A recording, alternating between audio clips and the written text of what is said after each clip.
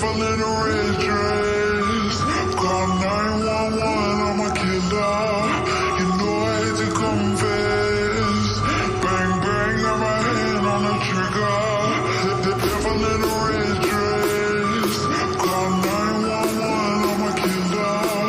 You know I hate to confess. Bang, bang, got my hand, bang, got my hand. Call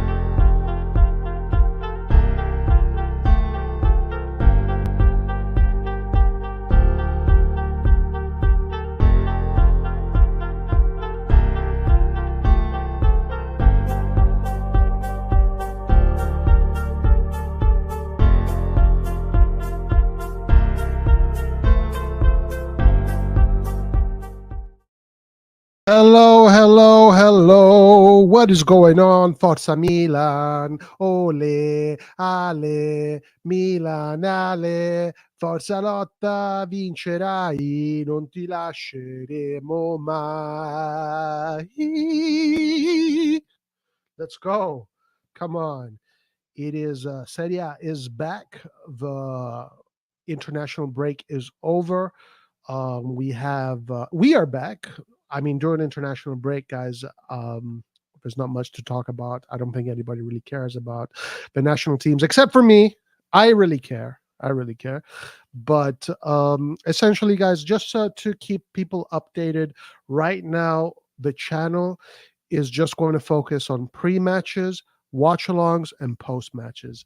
And then as soon as my things get back to normal, I'm going to start doing maybe 3 or 2 short videos a day. Like I'll just pick like a news piece that I think is interesting, and I'll just talk about that for like a 5-minute video. Of course, we're doing lives every day. I don't have that time anymore. So it's going to be just focused on these 3 events, mostly the lives, pre-match, watch-alongs, and post-matches. Because people got to work. People got to work. Life ain't free. Life ain't free. And ever since I've returned to the States from Italy, guys, Italy was amazing. Fuck everybody that says Italy is a shit country. Fuck everybody that says that Italy is a racist country. Fuck everybody that says Italy is this, Italy is that. Fuck everybody that just loves to talk shit about Italy all fucking day. Amo l'Italia. I love Italy. Italy is a beautiful place. Everybody should go. It is a magical land. It is incredible. Like everywhere, it has its imperfections, but I really miss that country. It's a country that I urge anybody to go and visit whenever you have a chance. And if you fucking hate Italy, fuck you. Get out of my channel. That is what I've got to say. But aside from that, we're going to talk about some some of the newsers here. I do want to talk a little bit about the international break, and of course, the big theme of the day is going to be Juventus Milan. Of course, or rather Milan Juventus. That is the big game. The big game. The two most winning teams in Italy facing each other off. The real derby. The real derby of Italy. Milan Juventus. Not Milan, not Inter Juventus. Not Inter Juventus. The real derby of Italy is Milan Juventus, the two teams that have won the most in Italy. Of course, that is going to be the main theme today. But anyway, let's get into it, and let's start with some of the information we got from the national team break. Chukwueze. Let's start with Chukwueze. Chukwueze, guys, got injured during his national team journey, whatever you want to call it, and he will be out for a month. So long injury for Chukwueze, which is kind of unusual because if you look at his stats from last year, he never got injured. He literally never got injured. And this time, right now, he goes one time into the national team, he got injured. Osimhen also, guys, got badly injured during the national team break. He will be left, he'll be gone for quite a while. So Milan, guys, is a little bit lucky. Milan is a little bit lucky because they're facing a lot of teams with a lot of injuries. Napoli will not have Osimhen, so that is good for us. Obviously, us not having Chukwueze doesn't really mean anything. Chukwueze hasn't done anything for the team. He's pretty much a ghost. But on the other hand, we are recovering players. It seems like Loftus-Cheek is pretty much back. Who else? Loftus-Cheek is back. Krunic is back. And that's about it. And of course, guys, our goalkeeper got injured. Sportiello, as you guys know, Magnan will not be he is disqualified, so he's not going to be participating in this match. So the second goalkeeper is going to take but the second goalkeeper, Sportiello, got injured, so Mirante is going to be the goalkeeper. And some people think Giroud will be better than Mirante. Of course, that's just a joke. Anyway, let's see how that plays into this bout. Let's see how that plays into this bout. Okay, so let's get into it. Let's get into some news before we get into Milan Juventus. First piece of news I want to look at is what Sacchi has been saying, and I want to know what people think. Big words from Sacchi. So here we go. Yoda, I call him Yoda. Revolutionary coach, a coach that did great things with a great team. That team is called AC Milan. Sacchi praises Pioli ahead of Milan Juve, but states Leao wouldn't play with me. Guys, huge statement. Is this going to do pretty much what it did to Ibrahimovic? It put when Sacchi about 10, 12 years ago, a decade ago, criticized Ibrahimovic because Ibrahimovic was not a player that played with the team. His synergy with the team was off. He was a soloist and he ran for himself. He didn't run for his teammates. He wouldn't play as a team player. He pretty much played just for himself. Sacchi heavily criticized Ibrahimovic for that. A lot of people got pissed off at Sacchi for that. Ibrahimovic got pissed off at Sacchi for that. But you know what? Sacchi was right. Sacchi was 100% correct. And everybody that always loves to hate on Sacchi because Sacchi does not fucking blow bubbles up your ass. Well, Sacchi was on 100% correct. He criticized Ibra, and And you know what? It made Ibrahimovic better because Ibrahimovic started playing like what Saki wanted him to play. He started playing for the team. He started to sacrifice himself for the team gradually and gradually, to the point where when he came back to Milan, Ibrahimovic was completely about the team. The way he made the team play better because he played for the team. He ran with the team. The timing, the synergy was with the team. He was synchronized with the team. So essentially, when Saki says something, people should just listen to him because he's 99% of the time correct, even if people don't like it, because people just want to hear everybody praise everyone that wears a Milan shirt or Milan unconditionally. If Milan tomorrow completely shit the bed, you have to still praise them. That's the way people are wired. And Saki he's a straight shooter. This is why he was a great coach, because he's a straight shooter. Great coaches are straight shooters. Anyway, so this reminds me of that time when he criticized Ibrahimovic, and he's saying more or less the same thing about Leao. Let's get into this. Ahead of the big clash between AC Milan and Juventus, Arrigo Sacchi shared his thoughts on the fixture and what it takes to win it. He was also asked about Rafa Leao, yet again stating that he wouldn't play under his management. Damn! Damn! That is tough, guys. That is some tough shit. I love it. I love tough shit. Sacchi is known for his successful years when the Rossoneri in the late 80s and early 90s, winning 2 Champions Leagues and 1 Scudetto with the team, among other honors. Lately, he's been sharing his thoughts on Milan quite a lot. Speaking to Gazzetta dello Sport, the manager was asked about Milan Juventus and some of the Rossoneri's new signings. He also made it clear once again that Rafa Leao is a player who wouldn't have suited his Milan. Let's look into this. And you know what I want? I want Rafa Leao to do this. I want Rafa Leao to get angry at Sacchi and probably share this article with a clown emoji, But that's good. That's fine because it will put a fire up Leao's ass. And that's what Leao needs. We all know that Leao as an individual is great. We all know that Milan without Leao is toothless. Milan without Leao is toothless. We all know this. But the people that understand football also know that Leao is just using his gifts, which is basically his speed, in his short burst speed. And it's the only thing he has. Where is his interplay? He does not know how to do 3-4 passes in a row, short passes. He does not know how to do simple movements. He does not sacrifice himself for the team. He does not run for the team. He plays for himself, and that seems to work for Milan because that is the system that we have. We're basically a Leao-dependent team. Milan is a Leao-dependent team.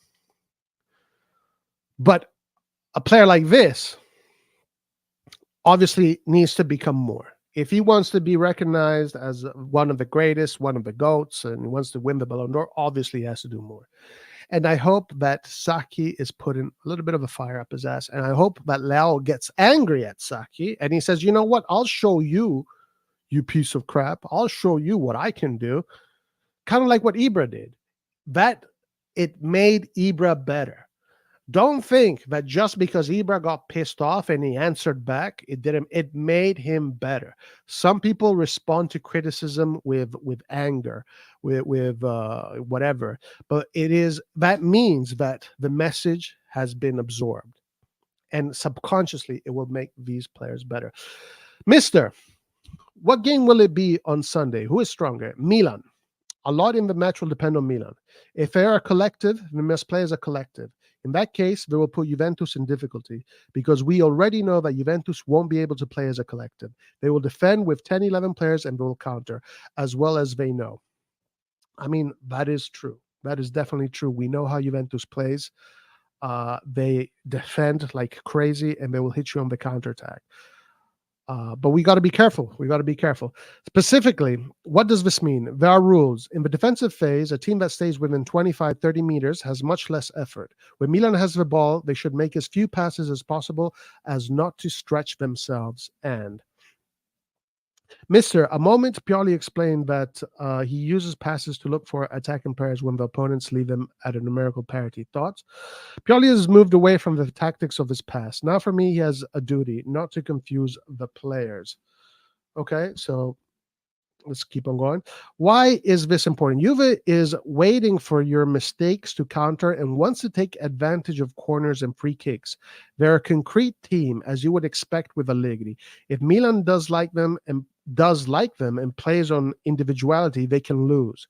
Let's not forget that Juve spent more than anyone else on the signings. They are a strong team. Then preventive marking will be important. At the end, if you underestimate Juve because of how they play, you're an idiot. You're a moron. If you think that Juventus is not a good team just because they played the worst football in the history of the game, you're stupid. If you think that this is going to be a walk in the park, you're stupid. No, Juventus is a very, very tough team to beat. A very tough team to beat. Because when you're playing Juventus, you're not just playing against Juve. You're playing against a history, a tradition. You're playing against the biggest fan base in Italy. You're playing against a team that values results. And they will try and get a result any way they can. They don't care whether they look ugly or whether they look good. So Saki is correct. Collective effort is going to be important. Within the collective effort, the individuals do need to come out, though. We do need those individuals to come out within the collective effort. But it is going to be that kind of game. Milan is going to hold the ball.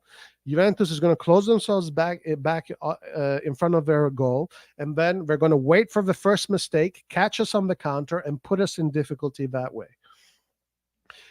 And so basically what Saki is saying is avoid playing a million passes, just kind of go direct, hit them. Be fearless.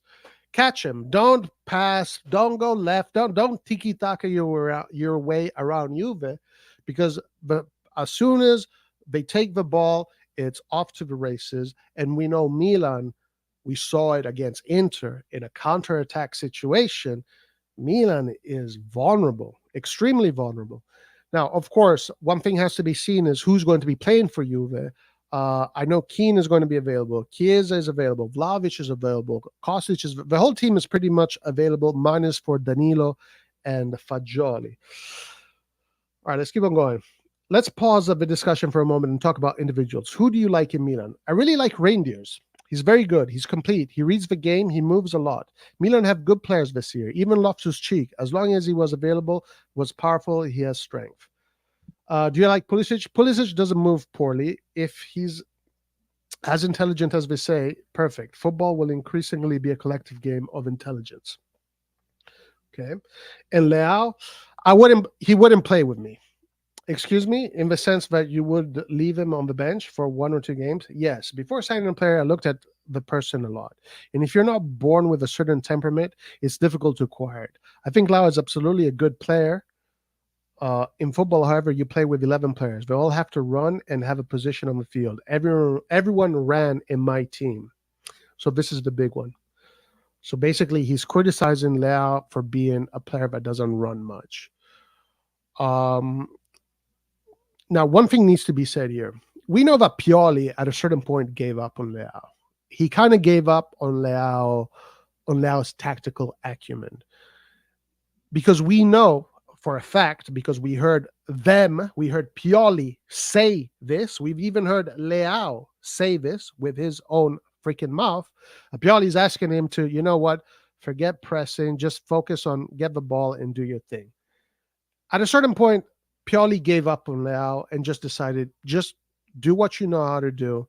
Don't worry about pressing. Don't worry about running. Don't worry about waste your energies on doing the things that you know how to do, because those things that you know how to do are elite level.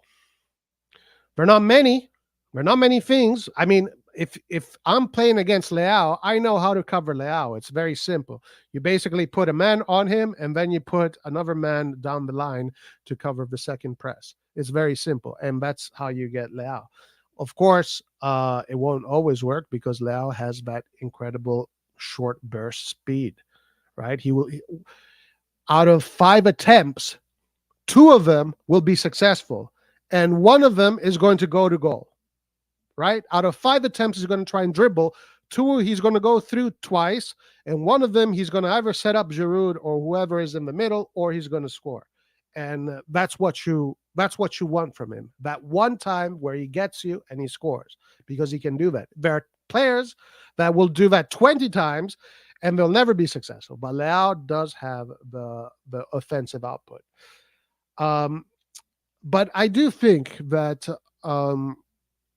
Leao needs to up his game. And personally, I think that Leao needs to stop playing as a left wing.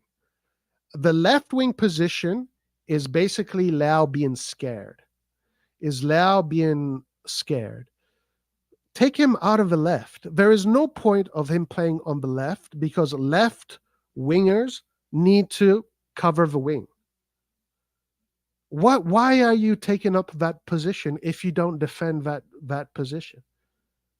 As a left winger, you still need to cover that wing.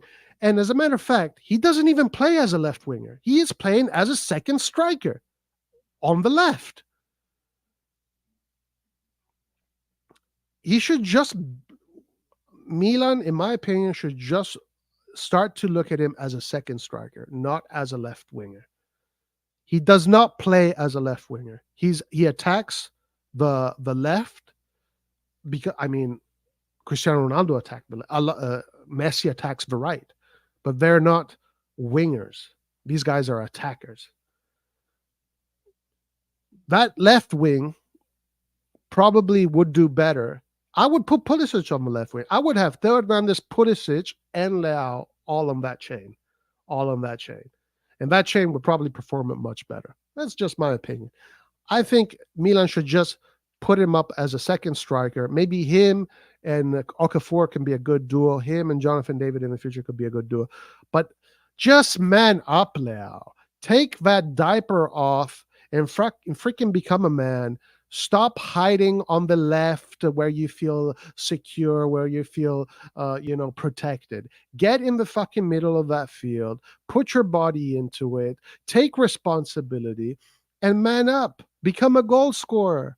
Leao has everything he needs to become a goal scorer, to become a prolific goal scorer and a prolific assist man. But instead, he wants to hide on the left, right? Like, Pioli cannot make many changes. As we saw last year, he cannot make many changes because he can only use formations where Leao is hiding on the left, and he doesn't even defend the left. He just stands there and waits for the ball. I don't get it.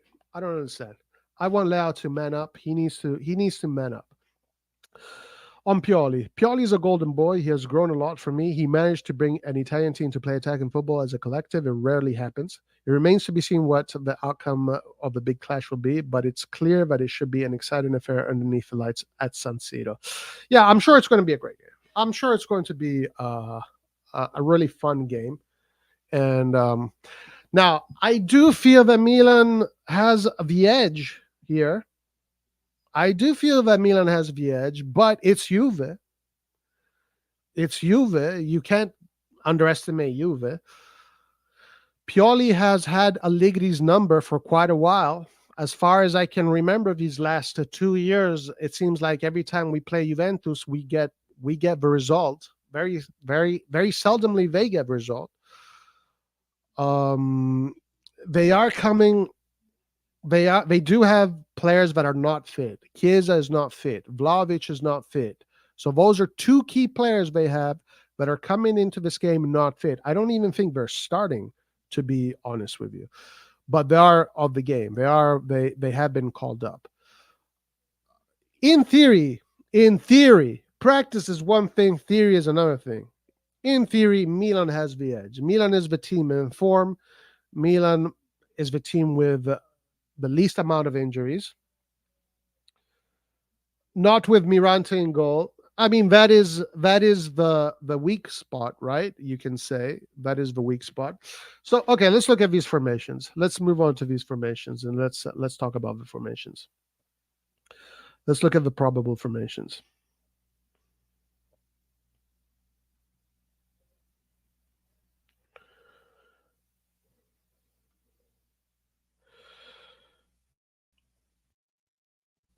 Let's see. Let's see. Where is it? Where is it?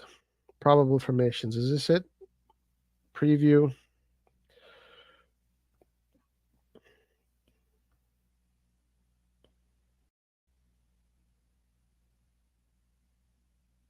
Do we get just the Milan formation? I want to see the Juventus formation as well, though. Okay, well, I'll find the Juventus formation in another place. Let's just look at the Milan formation. So, Mirante in goal. Obviously, that is the big question mark. Mirante. Uh, this guy doesn't get to play much. Huge game for him to, huge shoes to fill. In defense, Calabria Ciao Tomori, which is basically the starting 11 right now of those three. Then on the left, we have Florenzi. Now, of course, Teo Hernandez got disqualified because of excessive amounts of yellow cards. Very stupid yellow card he got that game.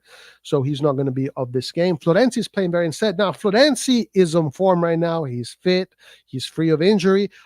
In form Florenzi is a player that can play in any top team, if you ask me.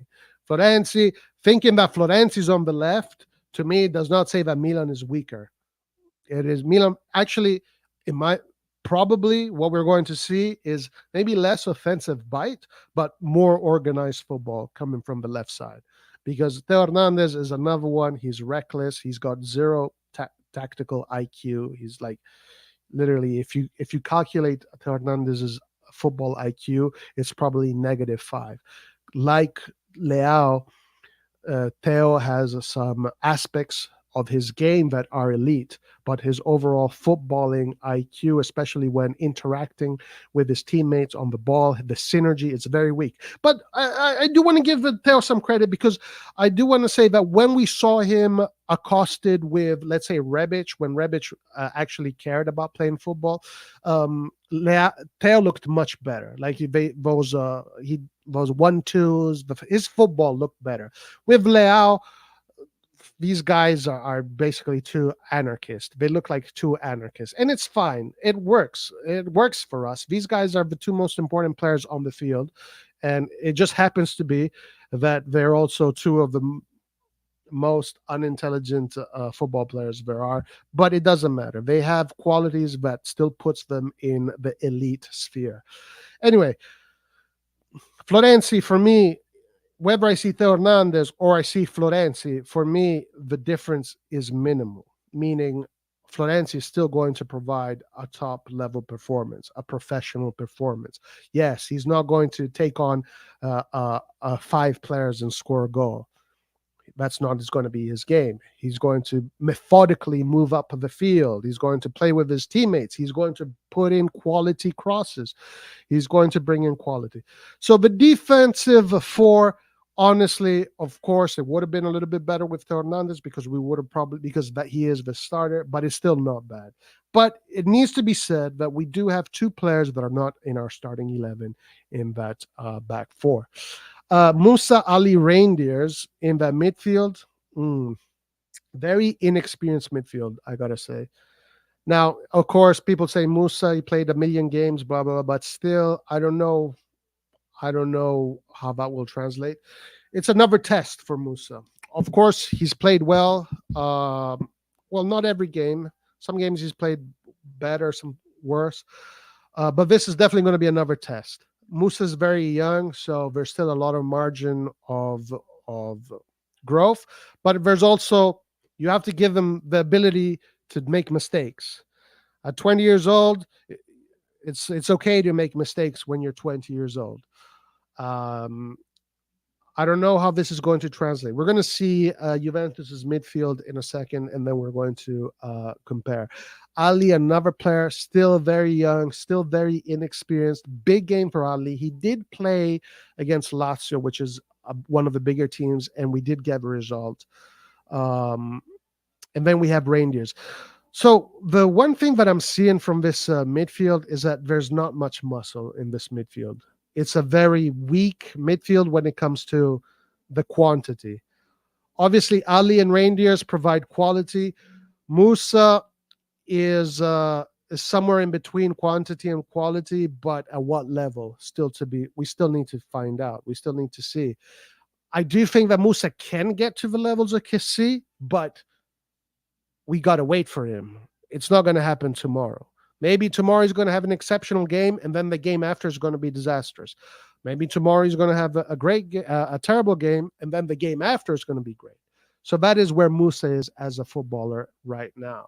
A 20-year-old that is learning the trade, that has a good amount of experience, but we cannot rest. We cannot put all the responsibilities on him.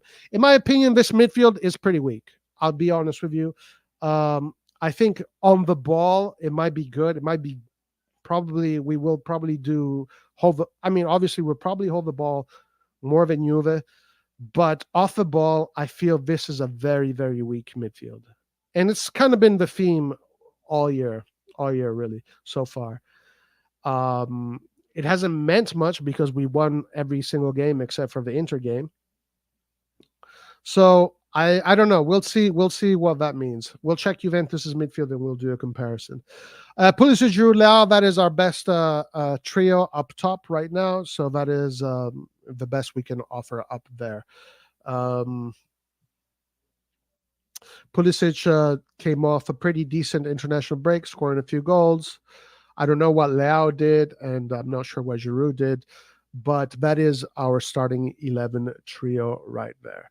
So all in all, I would say that this team has a few question marks, and the question marks that I have here are, of course, the goalkeeper, which is a question mark we all have. Then the other big question mark is, what is our midfield going to look like without the ball? And that is going to be something that is interesting, especially because the way Juventus plays is they don't play with the ball. And you think, okay, well, that suits us because, I mean, they don't play with the ball. But the thing is that they will play into space. And that's the thing right there. That when they do have the ball, they're going to look for space right away. And our players, our midfielders, do not have it in their basically arsenal, the ability to be ball winners, to win the ball back, and to be imposing in that area of expertise. They don't have that. So that's going to be interesting. That's where a lot of the battle is probably going to be. Yeah. Okay. So I think those are the two big question marks: the goalkeeper, and how does our midfield look like without the ball. Those are two big question marks that I think we will see tomorrow. Now, let me see if I can find the Juventus formation. Give me a second here.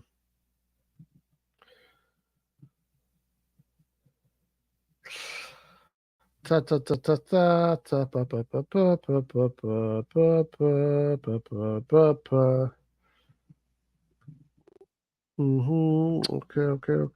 Whatever. Oh, actually, since I didn't speak about this earlier, Chukwueze, obviously we know that Chukwueze has been injured and he's out for a month. So this gives space to Romero. Pioli praised Romero amid Chukwueze's injury. He's doing very well. So it'll be very interesting to finally see Romero play. I think Romero probably has a better mentality than Chukwueze, and I think Romero is probably going to do well. Here it is. Finally, the Rock is back in Mississippi. What the fuck? Why aren't you giving me the Juve formation? You guys are so one-sided. Why aren't you giving me the freaking Juve formation? Terrible journalism. Oli, hire me to be a Sempre Milan journalist.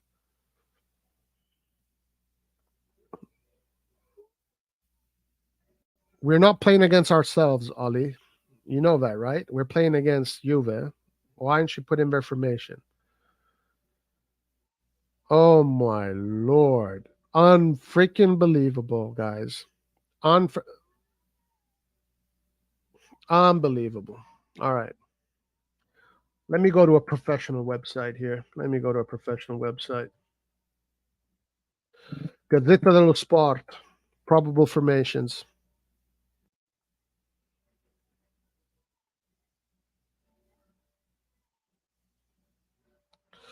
Let me go to a proper website here. A website that actually takes this shit seriously.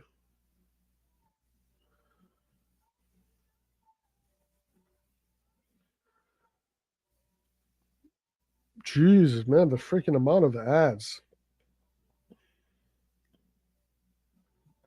All right, here we go. Look at this. Look at this is how you do it. This is how you do it, Ollie.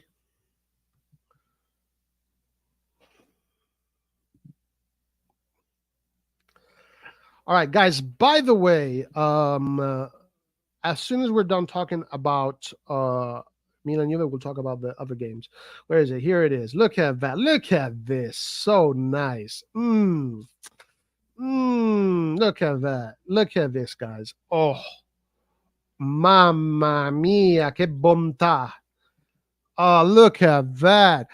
Does it, why should it take so much to get to that? Why should it take so much to get to that? All right. Let's look at the formations. So defensively, I think there's a lot of question marks for Juventus. Gatti, Rugani. Now I think the defense is usually Bremer, Danilo, and Gatti. Alexandro also.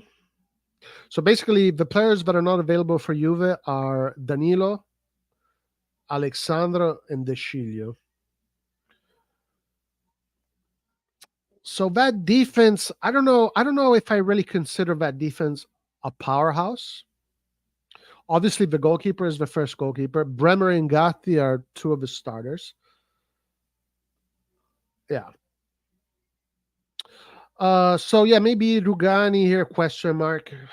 I mean, if I look Pulisic, Jude Leao against Gatti, Bremer, Rugani, I don't think this should be that difficult. Like, let's be honest here, okay? If we look at our offensive trio against their defensive trio, like we should have this in the bag. We should have this in the bag. Now, the midfield. McKennie, Locatelli, Rabiot, obviously, huge difference when it comes to quantity here. This is all quantity, while we have all quality pretty much. And then they have Kostic and Well on the wings, so they are very strong on the wings. And then they're going to start with Milik and Keane up top. Both players very physical, very strong. And they do have on the bench Vlahovic and Chiesa, I believe. Let's confirm that. They have Cambiaso also, they have Miretti, they have Iling Jr., they have Chiesa and Vlahovic. Yes, yeah, they do have all of these players available. Mancini, guys, look at this. That's amazing. Mancini, guys, remember Mancini? We were linked to this player. He's a striker. He's a young Italian striker. He plays in the youth national team system. He made it to the first team. Look at that. We were linked to this player a year ago or something like that. He almost signed for us, then Juventus snatched him up in the last kind of minute of the transfer market. I don't know if you guys remember this, but I think that is him, Mancini. Yeah. All right. So if we were to compare the benches, I think they probably have a better bench, but that is because of Chiesa and Vlahovic. I think that is what makes their bench better. But overall, the benches, maybe we have a little bit more coming in the midfield. Their bench is very young, guys. And again, I know people fucking hate me. I know I'm a villain. I know people hate me, but I'm going to say this again and again. Even if we destroy Juventus 7-0, I respect Juve. I respect Juve. Look at this: Cambiasso, Juventus Youth; Miretti, Juventus Youth; Nicolosi Caviglia, Juventus Youth; Ealing Jr., Juventus Youth; Yildiz, Juventus Youth; Mancini, Juventus Youth. That's incredible. Incredible. And on the pitch, who do they have? They have Keane, Juventus Youth, and Gatti, Juventus Youth. That's awesome. That's really cool. I hope Milan will do that one day too. We're building a strong team with the Primavera. Hopefully, one day Milan can do the same thing. And they're in the race for the Scudetto. They're third. They're third. So it's not like all these youngsters are failing. No, not at all. They're doing great. That's amazing. That's amazing to see that. Our let's see. Let's look at our bench. So of course we have Okafor, who should provide some strength coming in from the bench. Krunic, Kjaer, Kalulu is back. That's nice to see Kalulu. So maybe defensively, I think we are definitely much better. Definitely, our bench defensively is a million times better than theirs, for sure. For sure. No question about that. When it comes to our defense, we're in a much better situation than they are. I mean, they're missing all their defenders: De Sciglio, Alexandro, and Danilo. While we're missing the midfielders. We're missing Loftus Cheek, Benacer, Chukwueze, then the goalkeeper, and Caldara, who barely plays. Okay, so we definitely do have the advantage when it comes to the defenders coming in from the bench. Midfield wise, I would say that maybe we have a slight edge. Wing wise, I think them having Cambiasso, Ealing Jr., maybe they have the slight edge when it comes coming in from the bench. We have to see what Romero does. So I don't know. We've got to see how Romero does. So I'm not really going to count him. But offensive wise, guys coming from the bench is not even a discussion. It's like it's Chiesa and Vlahovic. I mean, these two players, forget about it. These are two of the top players in the country. So offensively, definitely they have the upper hand coming in from the bench. Defensively, we definitely have the upper hand. Midfield wise, I think it's a little bit goes to us. I think it a little bit goes to us when it comes to the bench. On the pitch, I think overall our trio gives us the edge here. Keane, Milik is not their starters. Vlahovic and Chiesa are their starters. The midfield they just have a much more solid midfield. Like there's no two ways about it. They definitely have a midfield that is going to win more balls, and that's why it's going to be we have to be very careful to not get caught on the counterattack, because these guys are going to love to just play the ball around and do tiki-taka. But if McKennie, Locatelli, or especially Rabiot, one of these guys wins that ball back and they set up a counterattack, that's what we got to watch out, because these guys are not going to win the ball back. That is essentially the issue. The issue is that, yeah, these guys can play the ball around them, but if they win the ball back, these guys won't win it back. That is the problem. That is the problem. We have to see how Musa does. Overall, guys, I'm going to give a slight edge to Milan here. I'm going to say 55 Milan, 45 Juve. And I'm going to say favorites for this game, being at the San Siro, looking at the rosters, looking at the situation of the current rosters, the fitness of the players. I think Milan has the edge. If Milan plays their cards correctly, they can win this game, and they can really go into the second quarter of the season in a good way. What do you guys think? How do you guys see this game? Let me know in chat how you guys are seeing this. For longevity, he needs to learn to play centrally. One of a kind of, yeah, that's Leao. I agree. Pioli tried him as a second striker last year in 3-5-2, and he went and disappeared from us. Okay, so you freaking learn. You learn how to do it. You learn it. You don't learn something overnight. I'm sorry, guys, but skills, crafts, you don't learn them overnight. It takes long time. The only way to get good at something is with work throughout time.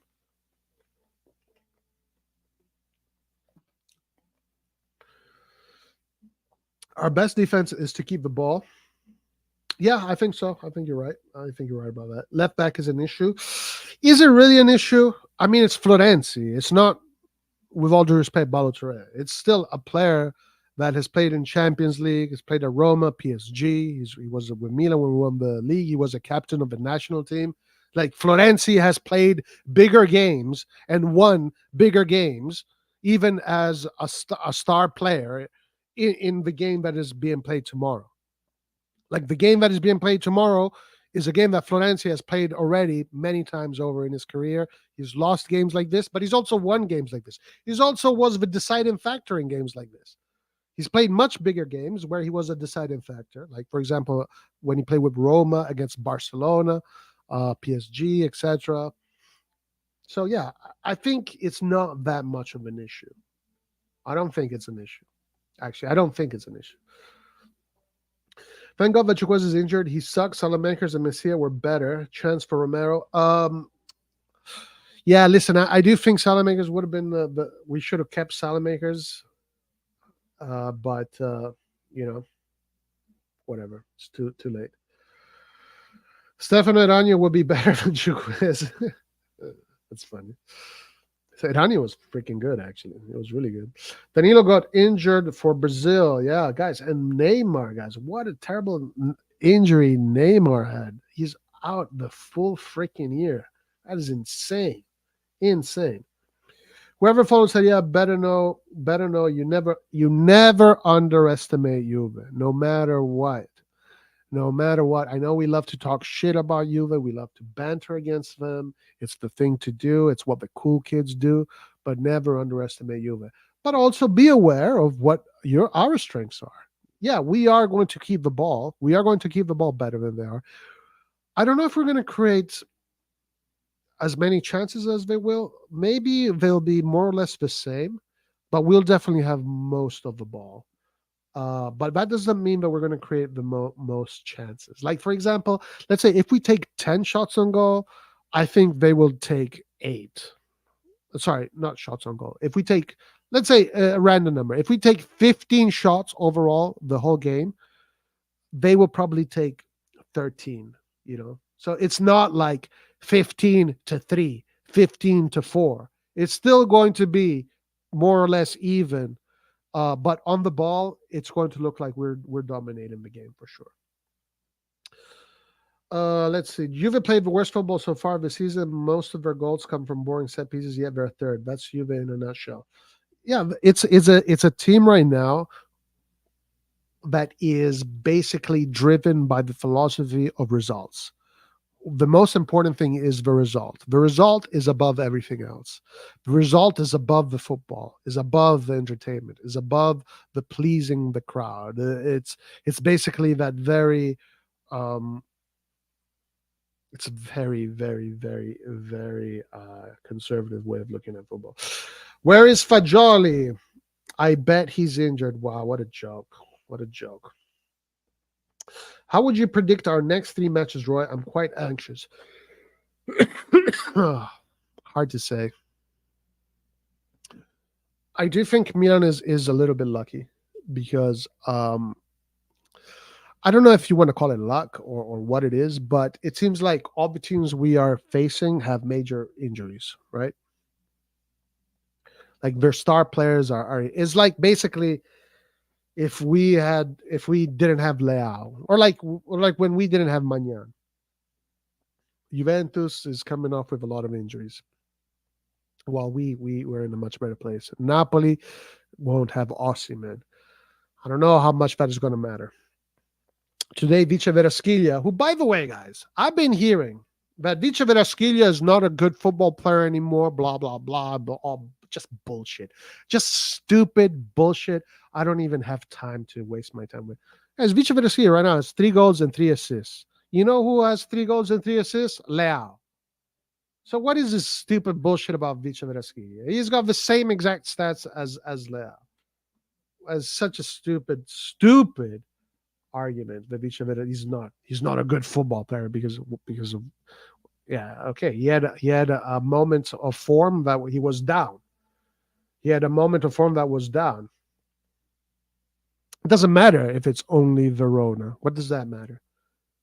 What does that matter if it's in the laughing emoji? What the fuck does that matter if it's only Verona?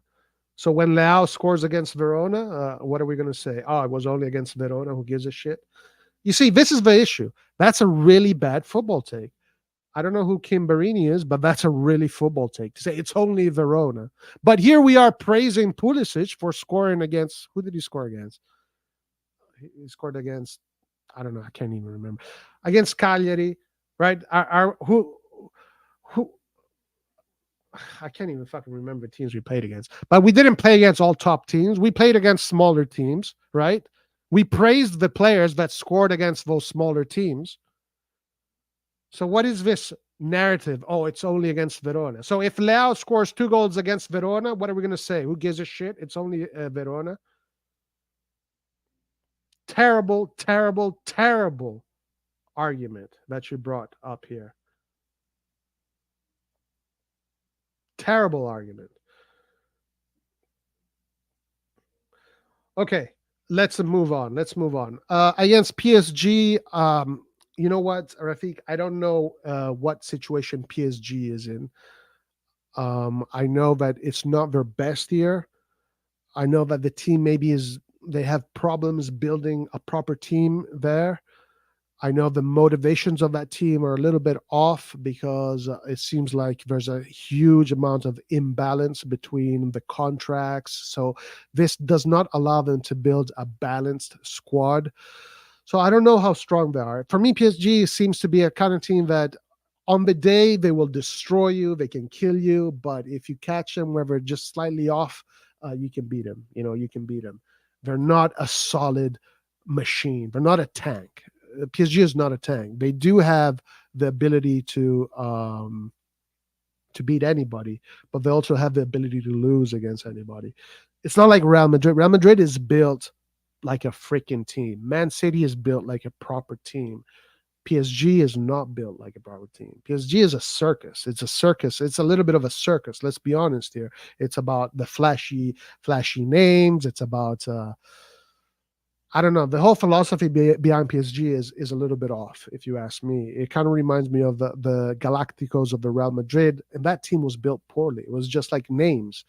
There's a lot of names, but there was no balance in that team. So I don't know. It depends. It depends on the motivations.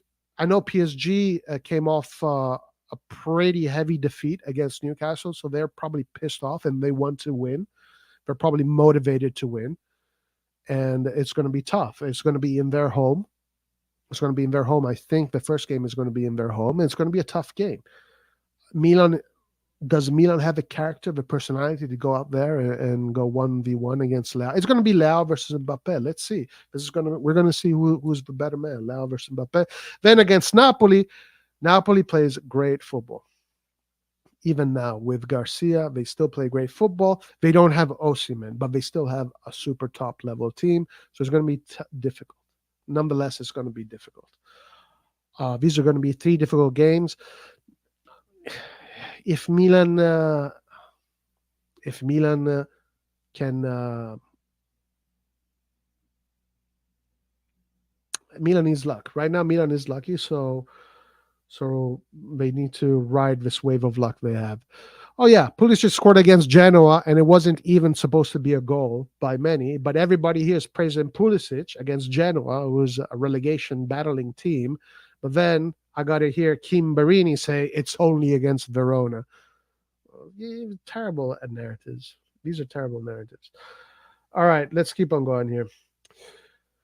So, not sure how we will tackle PSG at Napoli. We do better by parking the bus and with quick counterattacks. Yeah, against PSG, that's probably what we'll end up doing because they will force us to do that, right? They will probably force us to do that because they probably hold the ball better than us. So we'll probably be forced to do that, and that could probably be better for us. And that might be the issue right now, that PSG set themselves up for a trap. Their way of football probably sets them up for a trap. But I don't know too much about that team. We will find out. We will find out this week. Hey, Roy, good to see you back. Where were you hiding? Long time no see. Yeah, I was saying, what's up, bro? I was saying right now, listen, when it comes to the lives, we're just going to focus on pre matches, watch alongs, and post matches. And we're going to just end it right there. We're not going to do lives every day anymore and all that stuff, at least for now. I am going to do short videos. I do want to do like short videos, daily short videos on the news pieces, etc., etc. Okay, all right, guys. So we spoke about Juventus and Milan. I think overall, maybe I have a feeling that we do have a slight edge. I'm going to say 55% Milan, 45 Juve for tomorrow. We cannot keep possession with these teams. Hope Pioli proceeds with caution. I won't mind Krunic Musa holding midfield against PSG. Loftus-Cheek will start. He needs to be more defensive and physical. Yes, for sure. If you think you're going to go against PSG and play offensive football, you're crazy. The best way to beat PSG is what Newcastle did. If you look at the stats of the Newcastle PSG game, which I'm going to do right now, let's check them out. I'll tell you exactly. Let me see these stats.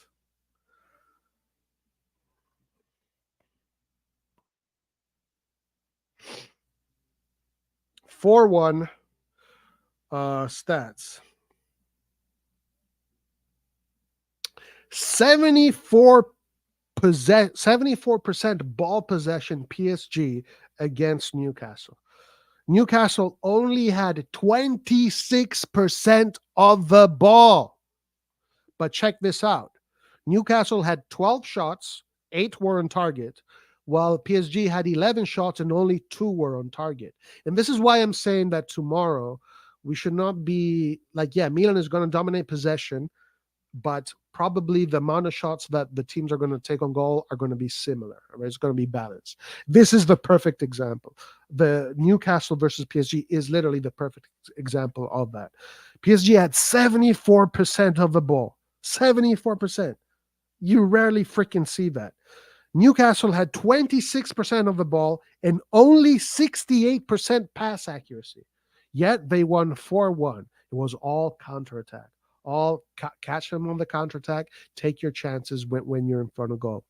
Basically, that's the mentality. That's how you beat PSG. That's how you beat teams that hold the ball.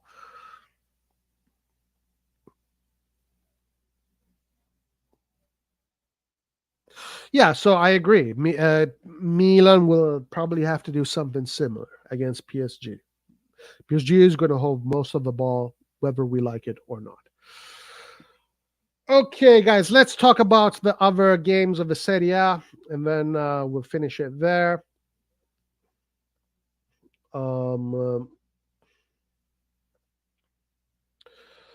So we had Verona Napoli today. Napoli got the result 3-1. Politano, Vicia. So Napoli back in winning ways. 5 points behind the current number 1 spot, which is Inter, but they're 5th, and I think they'll stay 5th. Basically, they will stay 5th for this game day. Fiorentina, guys, very interesting. Fiorentina. If Fiorentina wins, Fiorentina is playing against Empoli. It's a winnable game. They have the ability to cement themselves in the top 4 all of a sudden. Huh? Not bad from Fiorentina. Lazio got the win today. They are 13 points. Inter got the win. I did see the Inter game. Yeah, it was a good game. Inter played well against Torino. Lautaro is looking really good. Thuram, guys, I got to be honest with you. I ain't going to praise Thuram. Listen, I was very critical on the Thuram signing. And I've said this before. Yeah, I do not want Thuram to come to Milan. In hindsight, having seen who we got instead, Jovic, of course, I would say, yeah, of course, yeah, I would rather have Thuram. But I'm not a big fan of Thuram. I'll be honest with you. Even today, I saw him. He puts in a lot of energy. He he he works for the team very well. He does the runs. He does the right runs. He does everything correctly, but the ball is allergic to him. Like the ball just bounces off of him like he's some, I don't know, he's made of rubber or something. I don't know. Like his touches are so poor. He did score. He does have the ability to score beautiful goals. We saw it against us. But just as a player overall, I don't think he's that much different from Giroud, honestly. Like when it comes to the hold up play, I don't think he's that much different from Giroud. And that's why I think Giroud is still the better player. That's why Giroud is the starter in France instead of Thuram. Now, of course, Thuram is going to be the next one, but that's why right now Giroud is still. It's not that much. If this is France's next big striker, I don't think we need to be too worried about France in the future. That's all I'm saying. But respect to Thuram. He's having a good season so far. He scored a really nice goal. He scored a goal today. I saw him play. He works hard. Uh, just the quality is most of the time is not there. So is he better than Jovic? A million times yes.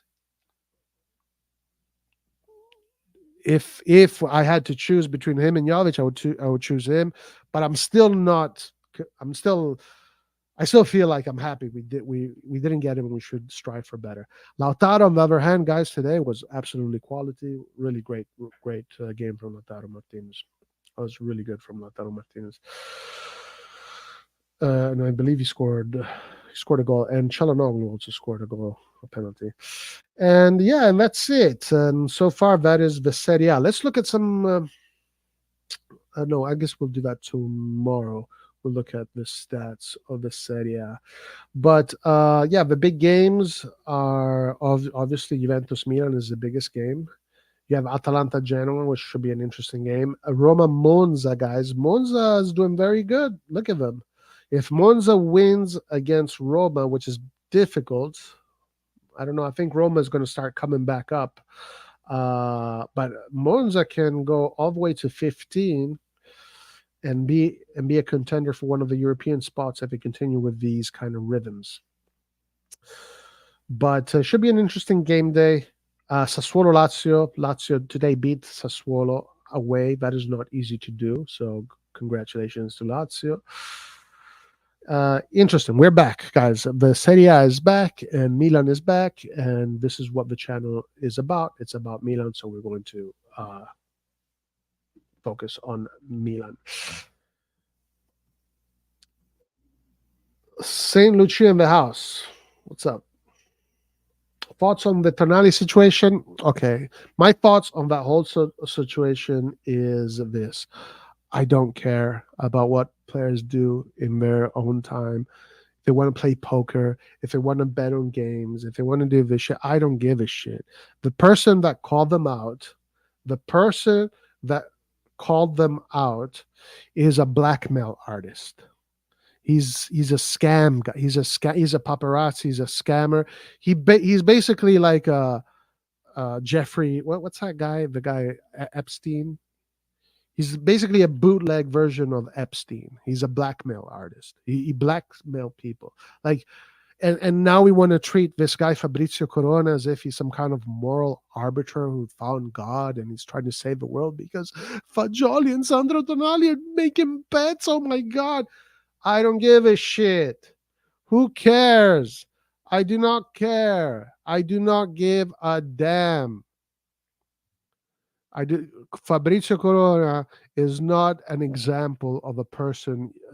It's not if I'm raising a child, I'm not going to tell him, hey, I want you to become like Fabrizio Corona. No, I'm going to tell you the last person I want you to become like is Fabrizio Corona. For people who don't know, Fabrizio Corona is a person that is drumming up this whole situation. Fabrizio Corona is literally the scum of scums. He's a blackmail artist. He's a Jeffrey Epstein kind of guy. He's a kind of guy that will sell you for. He will. I don't want to go there, but he's the kind of guy that will do nasty things for his own personal growth in his own pockets. So I'm not going to go along with this narrative. Oh, Sandro is this, Fagioli is that, and blah blah blah. I don't care. I don't care, guys. When I go to Vegas, I see a million people there in the casinos. Are they all fucking criminals?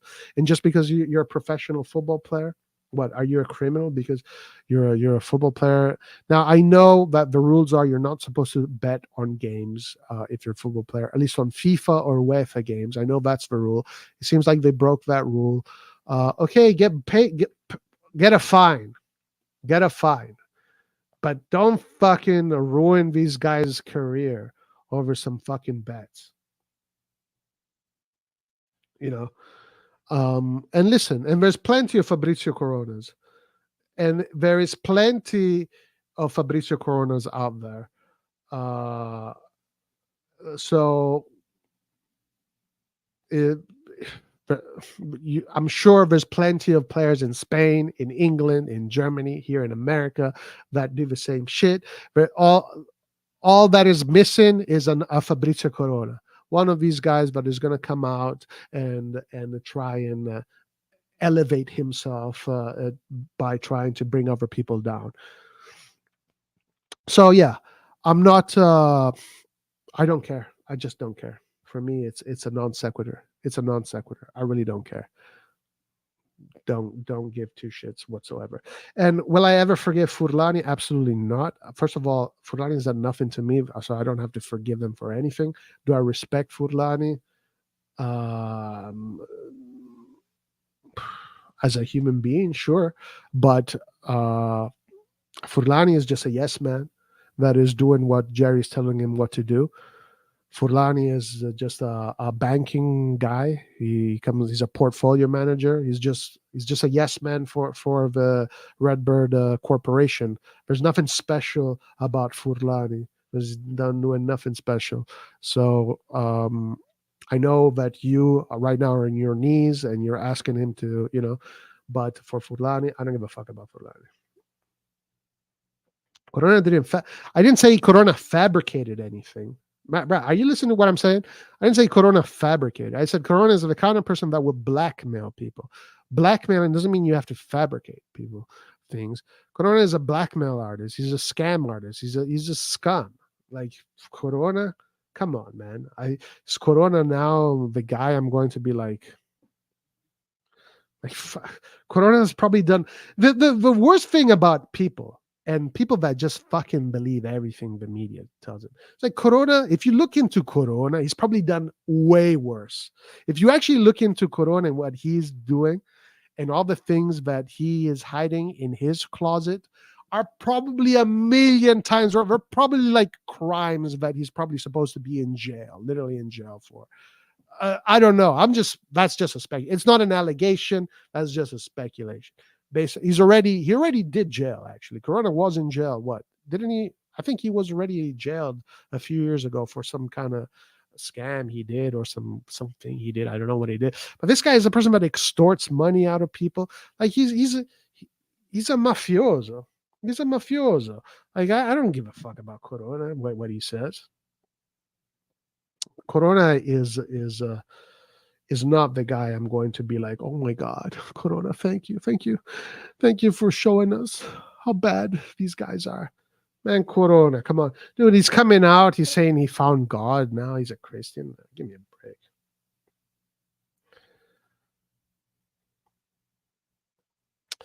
Ciao Emanuele, come stiamo? Tutto a posto? Mi sono calmato, Emanuele. Mi sono calmato. Yep, he was in jail. Hey guys, what do you think about CDK? What do I think about CDK? I don't know. There was an article about CDK.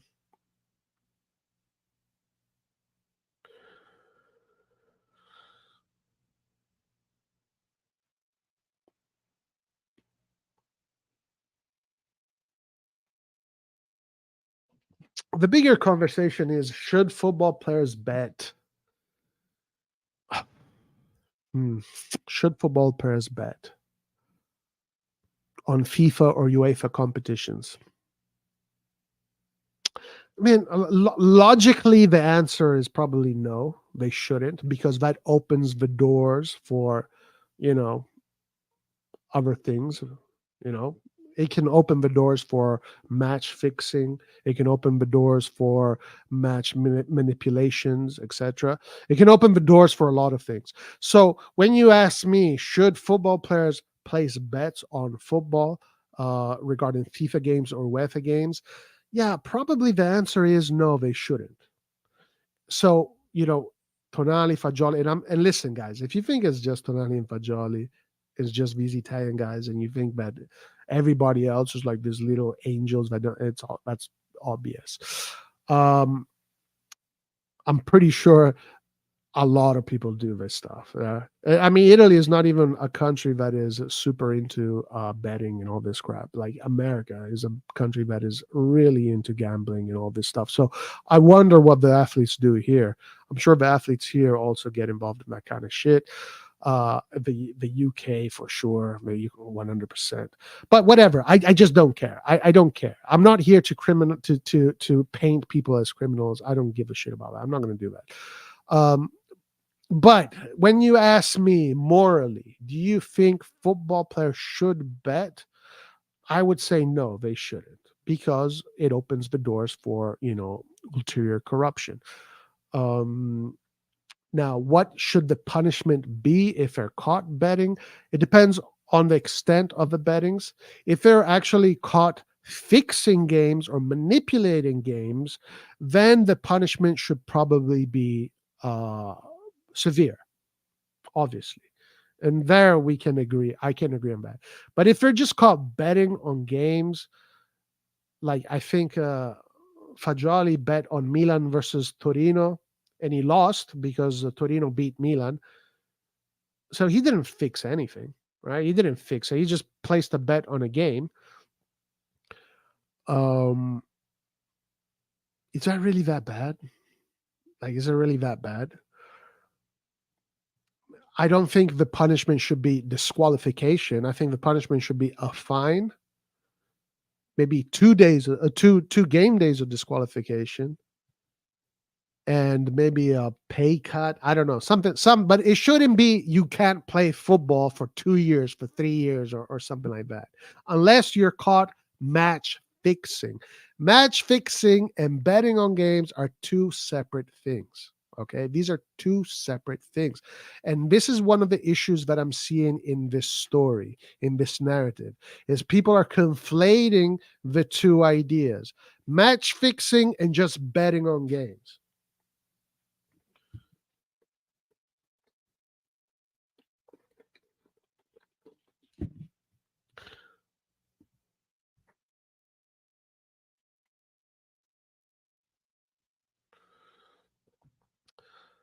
Quante lingue parli? 3. Parlo 3 lingue. CDK, I think CDK found a good dimension for him to strive. I think this is it's a good, if it can just be a good loan deal and then he actually comes out as a good football player and he comes back to us, it might be good. Who knows? How does this have anything to do with Tonali putting AC Milan in existential risk and bringing another major scandal to Italian football? What is that a question? How does this have anything to do with Tonali putting AC Milan in existential risk? I haven't seen anything connected to Milan with the bettings, unless I might. I mean, again, it's guys. If the media, whenever the media tells you to be scandalized about something, that's when I switch off the TV. So it's not like I'm really following, what's going on. Doesn't matter if he should be able to. He knew what he was supposed to do. The integrity of the sport would be in question. Come on, privileged people. I don't agree with this. I definitely don't agree with this notion that you're a football player and you're privileged and blah. No, guys, yeah. First of all, you don't become a professional football player because you're privileged. You become a professional football player because you worked your ass off, and because there's a lot of people with talent. All right, there's a lot of people with talent. Of course, there's luck. And you make a lot of money being a professional football player because you generate a lot of money. If I fucking generate a lot of money, then I would like some of that money back to me Hello, thank you.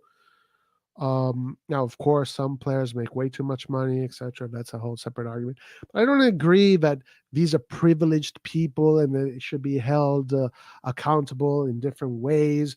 Like, so what are we? We are we different? Are we like these inferior beings to them? No, we're all the same. We're all made out of flesh and meat. Uh, you should have become a football player. You should have worked your ass off and made it to the Serie A so you can make all of that money. But it's not that they just landed those jobs. No, they worked their asses off to get there.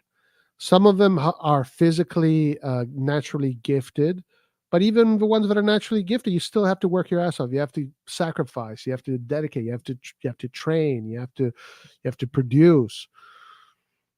So I don't really buy the notion that these are 50 privileged people and they shouldn't be doing this and doing that. I really don't buy that notion. I don't see football players or professional athletes as being superior beings than someone that isn't, or a more privileged being that isn't. I think they just like everybody else, they have responsibilities. Just like everybody else, they have responsibilities. I mean, even if you're not a professional football player, you shouldn't probably bet, right? It's probably no good for you. Even if you're just a guy that works a day job, 9 to 6, you still probably shouldn't go betting. But just because what you work a day job, you are allowed to go and bet. But if you're a professional, you're not. I don't really buy that narrative. I've been hearing a lot of that narrative, and I don't really buy that narrative. And now all of a sudden they're all ludopathies. You don't wake up one morning and become a gambling addict. They choose to do that shit knowing it was wrong because they wanted the bag. Yeah, the ludopatico thing. I think it's a little bit of an excuse, but I do think that gambling is like a drug, and it is addicting. And I think there is an element of that, and I think it's again, man. Listen, I'm not. I know that you and I always get into it, and I'm not purposely being contrarian to whatever you're saying right now, but I really believe what I'm saying. It's like there is an element of that. Yeah, people that gamble do it because they get addicted to the rush of gambling. People do drugs because they get addicted to the feeling, right? People drink alcohol because they etc. It's the rush, the adrenaline, and etc. etc. So there is an element of that. Um, should should that be an excuse? Probably not. It probably shouldn't be an excuse. We probably agree there. But I do think that there is an element of that. I think, and this is everybody, especially I think if you have a lot of money and you have a lot of money to waste and throw away, then it's probably even worse, right? Like Drake, he is definitely a ludopatico for sure. He is. He's got a lot of money. He does these huge bets left and right on sporting events. He loses a lot of money. Obviously, he's an artist. He's not involved in the sport. That is the difference. That he's not involved in the sport. I know, for example, that me personally, I can speak from my own experience. When I play just video games, like when I play poker and it's fake money, I even get a rush when I win fake money. Uh, and then when I lose that fake money, I need to go at it again because I need to feel that rush of trying to win that fake money. I don't bet real money. It's just a video games. So when you do it with real money, the rush is probably I've never for example, I've never been a gambler. Never in my life. I've been a gambler. Like I played poker, video game poker, but you're not really played money on video game poker. But I can imagine if you are a guy that likes to put in a lot of money gambling, yeah, it becomes addictive. It becomes hard to say no to that feeling. So I do think there is an element of that, my man. I do think there is and I'll go to the San Siro tomorrow. Oh, nice. Awesome, man. I envy you.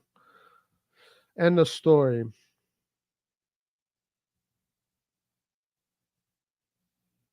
Spoiled idiots. Are they spoiled? Yes, for sure. Did they behave like idiots? Uh, you can say yes. Yeah, I can agree with that. Forza Milan, cabron. I agree with your take about footballers earning a lot of money, so they're entitled to that money. That's why I left when we won't play. Oh shit! Actually, you know what? I saw a very interesting stat, and this is the. I'm going to say something that's going to get me canceled. Whatever. We've said so many things on this channel. At this point, it doesn't really matter anymore. But women make more money than men in football because I saw this. I don't know what it was, but basically, the World Cup generates something like 400 million. The female World Cup generates 400 million in revenues, and 30% of that goes to the athletes. While the men's World Cup uh, generates something like in the billions, but only 7% of that goes to the athletes. So in theory, according to the revenue, women make more money.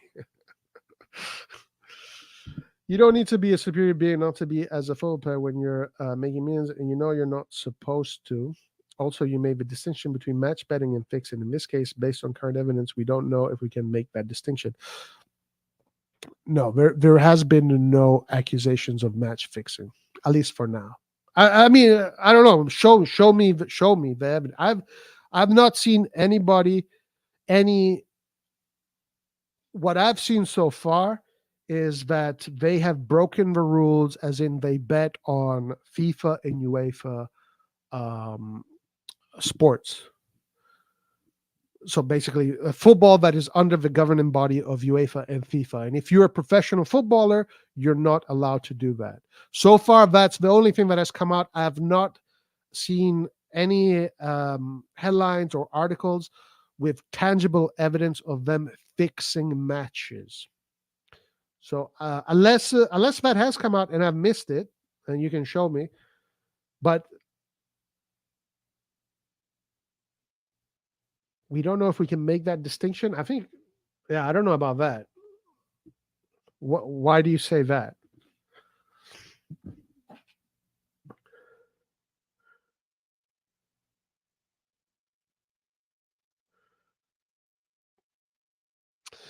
Yeah, man, you're not supposed to. Is it really that big of a deal, though? Like, are they hurting anybody? They're hurting themselves. They're literally destroying their own lives. It's not like they're hurting anybody else. They're hurting themselves.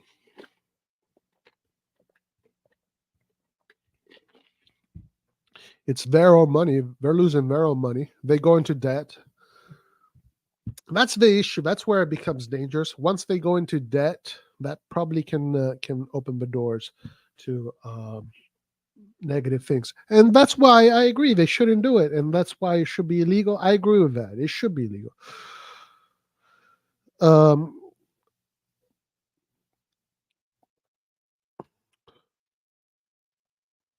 yeah.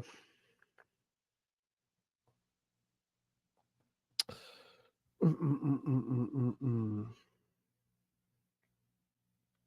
I think there are much worse things happening on the planet than Tonali and Fagioli betting or gambling. The fact that in Italy, that's the most fact that in Italy right now, people are talk about Corona more than they talk about all the other shit that is happening around the world is insane to me.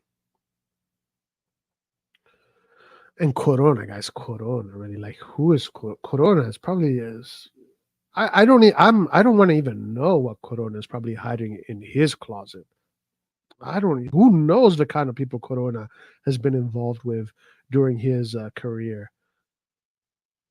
Jesus.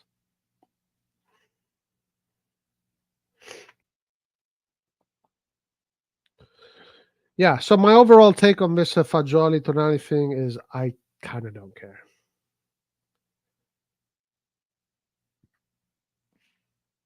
I kind of don't care.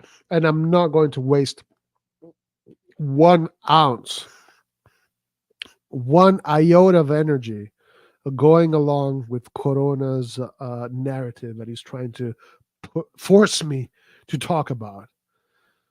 Like, dude, Corona is part of the paparazzi media. He's part of the scandal media, right? So that's one of his jobs. Is he create he's he makes money off of the scandals, and so he pushes these in the media. It's like, I'm not gonna participate in that shit, dude.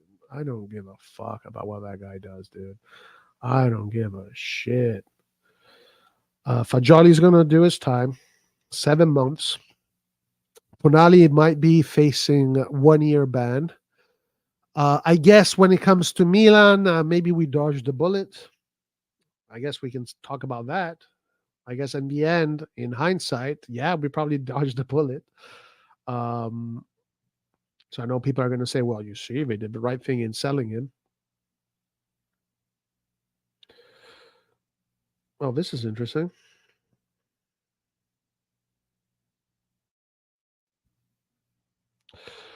Oh, yeah, I saw this. So the stadium was pretty charitable towards Tonali. Newcastle abbraccia Tonali, striscioni, cori e applausi. Let me translate that.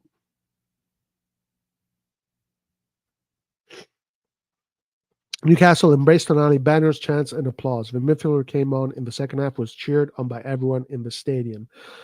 So they're with him. They're with him. And listen, my man, I don't think that it is correct to say just because you're a rich, privileged dude that the fact that this is where I disagree. Actually, you know what? I'm gonna vehemently disagree with you, Mr. Chunk. I'm going to vehemently disagree with you, Mr. Chunk.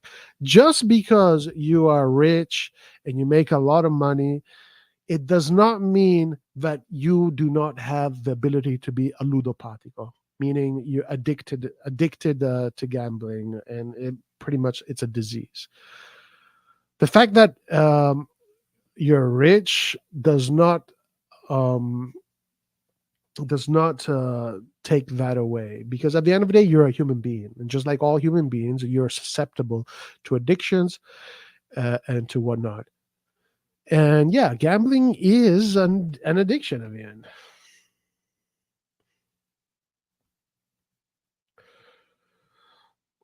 Because unfortunately it seems to go much further than Tonali and Fagioli. If it's a much bigger network like it's being alleged, then how do we know Tonali is embedding on Juve games doing Fagioli?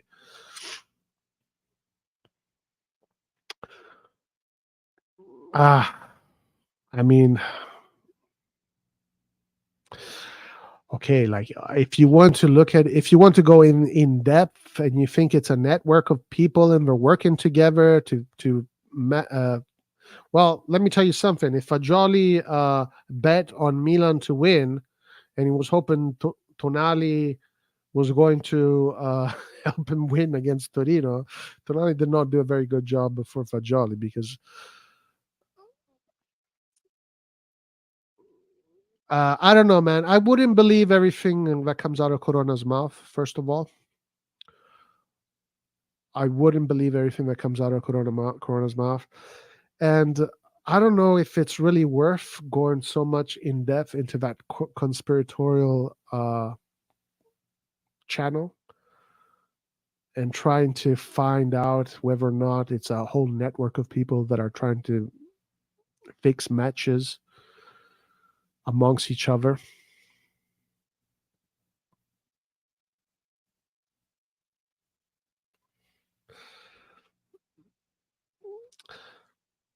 I don't know. If they do find that out, then they'll find that out. I'm not. I don't. For now, I'm not going to worry about it.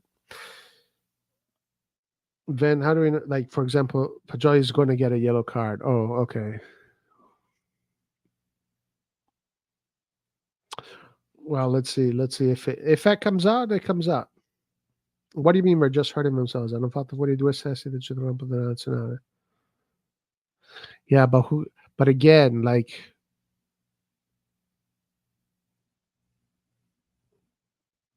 Like they shouldn't be taken out of the game. First of all, so far these are allegations. Okay, these are allegations coming from a man that has a really poor track record.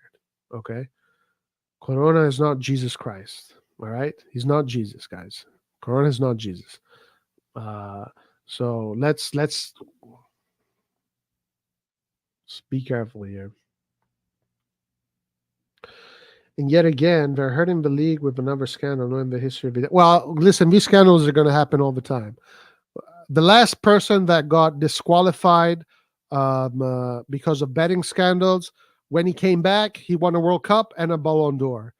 So it's part of the Italian history. It comes with Italy. It comes with the Italian DNA. In Italy, things tend to, Italy. It's the way things are, right? It comes with the territory. Milan was in Serie B because of bettings and this kind of shit. The person I was talking about was Paolo Rossi. He was involved in a betting scandal. He got disqualified from football. Then when he came back, he won a World Cup and a Ballon d'Or. So Inter's going bankrupt. Rumors that the Qatari-backed bank will buy them. Does that mean they will go bonkers next mercato? Oh, wow. If they do, that's pretty good for them, I guess. All right, what's your prediction for tomorrow? I heard Chiesa will start. Also, thoughts on Davis coming in January for 40 million. I think Milan has a slight edge for tomorrow. I'd give Milan 55%, Juventus 45%. I think it is 50-50 for a tie, though. But when it comes to who wins, I'll give the slight edge to Milan. But I'm definitely not underestimating Juve. I'm definitely not underestimating Juve. Not a chance in hell. They did not confess to doing what you just said. They just confessed that they bet. They did not say that they're fixing matches or doing this or that. No, but they did not say that they are working together. Actually, Tonali actually said that he has no involvement with Fagioli whatsoever. Tonali is actually, last I saw, Tonali is suing Corona because the allegation of him being involved with Fagioli, according to Tonali, is not true. So who do you want to believe? Do you want to believe Corona or do you want to believe Tonali? I don't know. How about nobody? Forza Milan. Milan win.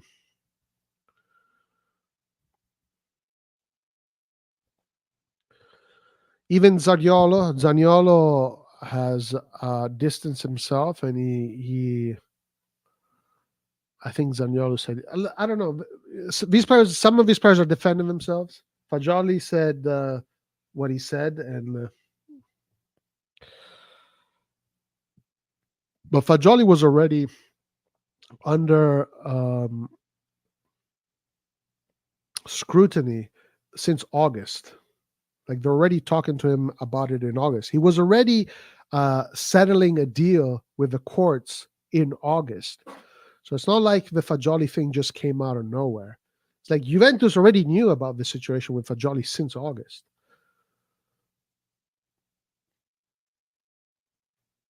Listen, I don't know what's true, what's not. But one thing I know for sure is I know what Corona does for a living. So if Corona is on TV and he's going to talk about, Corona's job is to amplify the scandal, make it as much scandalous as it can be, because that's how he makes a living. That's how he puts food on his table. That's his job. That's his job. I'm not a big fan of Corona. I'm not a big fan of Corona. I'm not a big fan of people that come out and want to depict themselves as saviors of the planet, and in exchange of sacrificing the reputation or of other people. Like, I think that's a really shady thing to do. And of course, Corona is using this for his own PR because he's on TV every day. He's doing the big shows. He's getting paid. He's asking for money to reveal the information he knows. Like it's I mean, you know what wouldn't surprise me? That in the end of all of this, the person on the top of the pyramid is Corona. That wouldn't surprise me. That he's literally the Joker in all of this.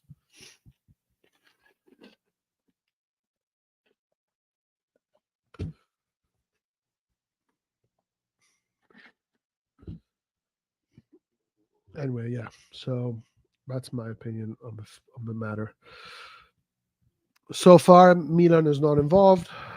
Um, and another thing, guys, Corona said that there were Inter players involved too, but he's not going to mention their names because Inter is his favorite team.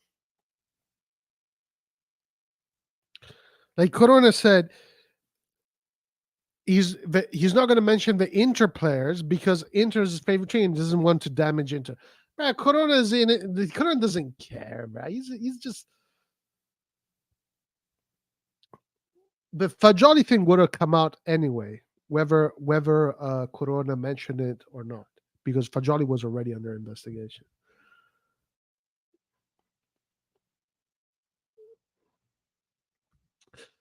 Well, I think, but you are kind of pushing all of his narratives, aren't you? Well, right? You sound like him.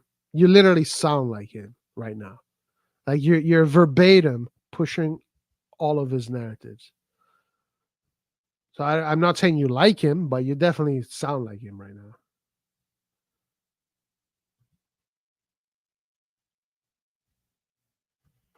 He's a sociopathic parasite.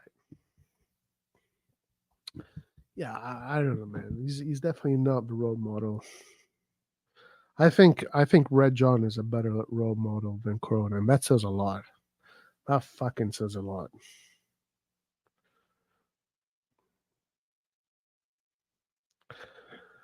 That says a lot.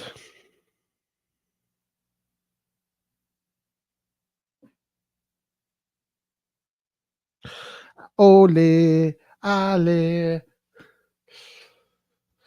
Okay, what else is there to talk about? I think that's everything, right? I think we've covered everything. I guess we haven't spoken about the national teams. I don't know. People really care so much. Italy lost to England. Deserved win. England played better. Bellingham is in great form right now. He's unstoppable. Italy obviously is dealing with scandals, so they have players missing. They had key players like Chiesa missing. Zaniolo, of course, offensive players like that are missing. Spalletti probably didn't prepare that game in the best of ways, maybe too conservative, playing El Sharawi as a pretty much as a wing back, so he could defend with a back line of five. I don't think that should have been the right approach. I think he should have probably played a Raspadori in a regular 4-3-3 and attacked, because we do have the talent to kill off England. So I think it was a combination of those things. Spalletti probably just too conservative. Us being involved, us dealing with this football scandal that we're going through right now, and players being injured. While England, on the other hand, right now, everything is going their way. They seem to have grown right now. The team England as a squad has grown. The players have reached a certain level of maturity. Everybody for England was fit. I think the whole offensive line minus Saka was fit for England, and they pretty much had their best players available in their home stadium. So England was pretty much in a perfect storm kind of situation, while Italy was dealing with a lot of exterior shit plus other factors that didn't allow them to perform at its best. Um, I do think that if Italy can make it to the Euros and they face England again, I think it'll be a different story. I think if Italy has the starters and Italy would be motivated and there'll be a group, I think it'll be a different story. But England definitely deserved the win against Italy, no doubt about that. That's all I got to say about the Italy game.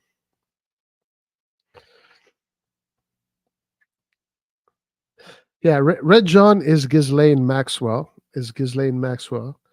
And what's his name? And Corona is Epstein.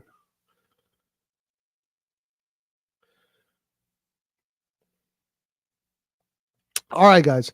So tomorrow we're going to do our watch along. Join us for the watch along, and you can also join us for. Actually, I have. If Red John, if you want to,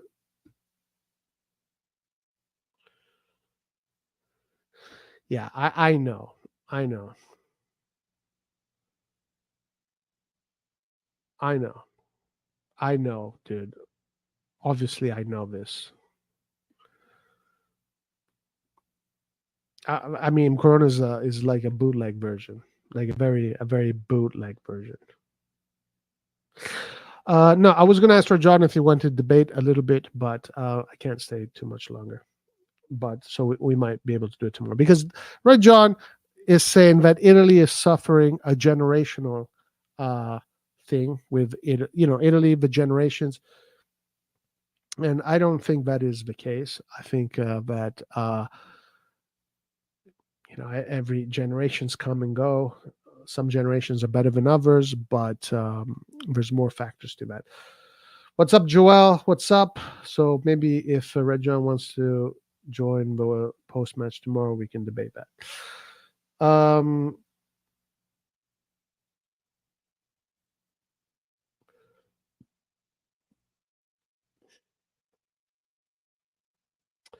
All right, guys. So that was the pre-match.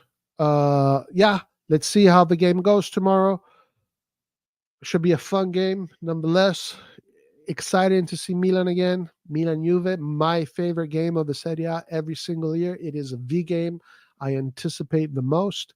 I think it is one of the best games in football in general. In football, Milan Juventus for me is similar to Barcelona Real Madrid. It's that kind of match. It's the real derby of Italy, not Inter Juve. It is the most exciting duel in Italy for me, Juventus versus Milan. So I'm excited to see this game, and I'm very happy. I am very happy that right now Milan is winning this duel, even though overall Juventus has more wins than Milan. But let's see what happens tomorrow. I don't think we should fear them. I don't think they're going to fear us. So we'll see. All right, so we're going to do the watch along tomorrow, guys, and the post match. I don't know if Lart is going to be available for the post match. We'll find out. What do you think about the tonight situation? I just talked about it. In short, Joel, I kind of don't really care. I'll be honest with you. I don't care. Um, I don't consider it a scandal as of now. I will only consider it really bad if we find out that they actually manipulated games. I think that is going to be when my interest is going to be piqued. It's going to catch my interest only if there is 100% proof that matches were manipulated. As long as it's just betting on random matches because these guys are young kids with a lot of money and they're into gambling, into betting, I don't care. I don't care. I've actually lived in Las Vegas for a while. So I've seen a lot of people. Gambling is just part of life. Honestly, I couldn't have imagined the live if Tonali was still at Milan if when this happened. Yeah, it would have been very interesting. Would have been now. That's another reason why maybe like for example, one of the reasons that bothers me is that they didn't play in the national team. If it was a Milan and he would be disqualified from Milan, that would probably bother me more. But I really don't care. I'll be honest with you, dude. I don't care. To me, this is not. It's a no. It's a nothing burger for me right now. Corona did it to Adriano. Epstein caught Old Bill and Ehud Barak. I don't know who Ehud Barak is. Corona did it to Adriano. Adriano who? Galliani? Celentano? I don't listen. I know he was in jail. I know he did something. I can't remember exactly what it was. I think it was he tried to Wasn't it extortion? He tried to do extortion or something. I think that's why he went to jail, right? Wasn't it extortion or something?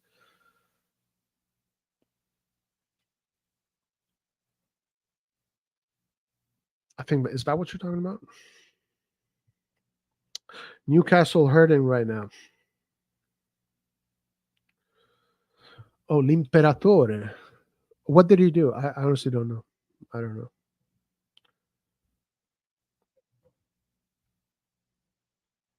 Bin Salamambia Gates, Bill Clinton, Leon Black, Prince Andrew, Ehud Barak, G. Stanley, and Dershowitz. 45. You mean Donald Trump? The famous flight logs, the famous Epstein flight logs.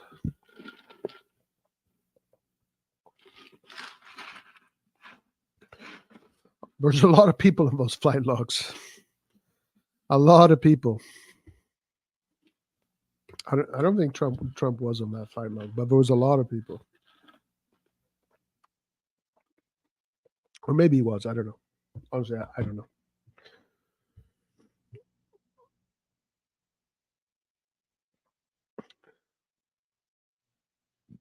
I remember a lot of people were on my flight log using his flights. I don't know. I don't know. What do you think they were doing weird shit on an island with minors?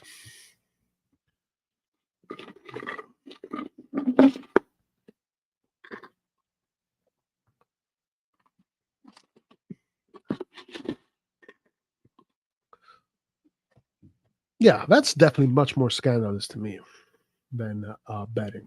But anyway, let's see what comes out, guys. I'll promise you this.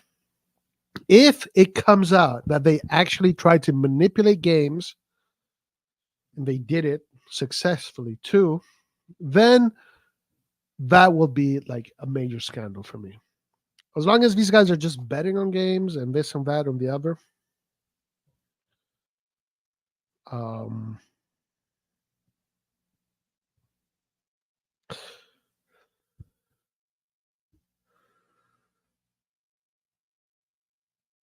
DT wasn't in the flight logs, but he hung out with him in Palm Beach for years until the relationship abruptly ended.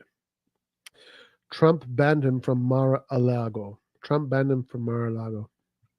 Yeah, I remember that. I remember that when they spoke. I remember when the whole Epstein thing came out. They were trying to put together the relationship of Donald Trump and Epstein, and I remember this story about Trump banning him from Mar-a-Lago because he was, according to the allegation, was that Epstein was flirting with a minor, which is what he was, what he did. He was insatiable first for minors. So and Trump banned him from Mar-a-Lago. I remember that story. Of course, I don't know. I don't know whether it's true or not.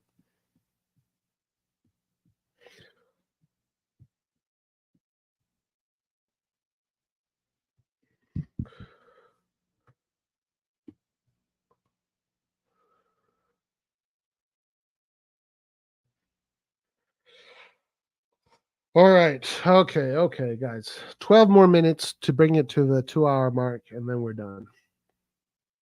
Then we're back at it tomorrow.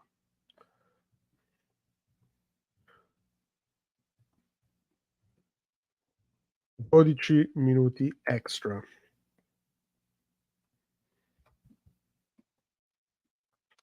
Let's do some Milan now. Either because he found out about Epstein's habits with minors, which is hard to believe since Trump once commented something to the effect of Epstein is a fun guy and he happens to like girls on the younger side, or maybe because he blackmailed him. I don't know if he blackmailed him. Because if he blackmailed him, then they would have had something, right? It probably would have come out, right? Don't you think?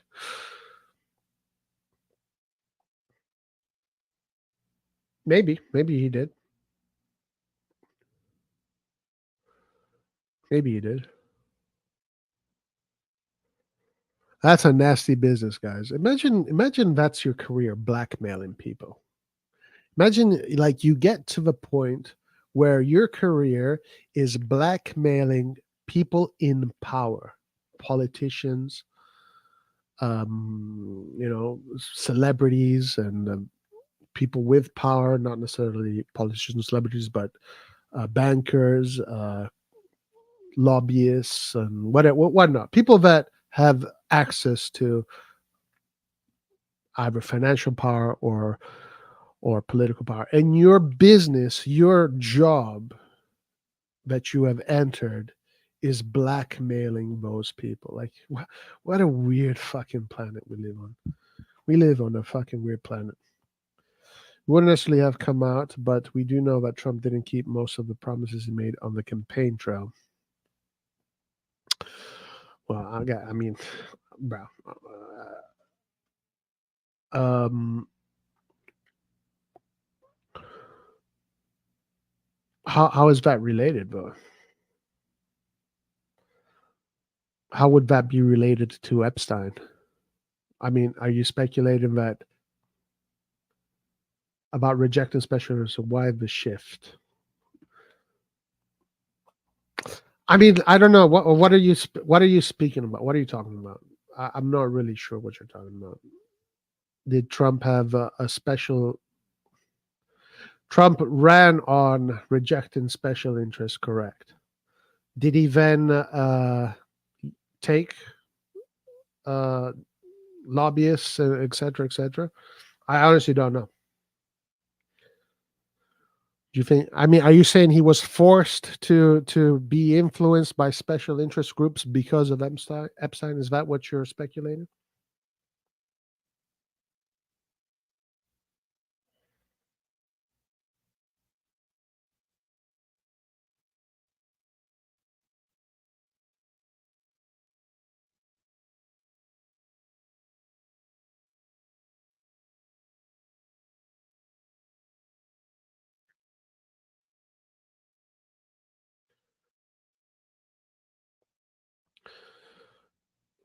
Let's see here.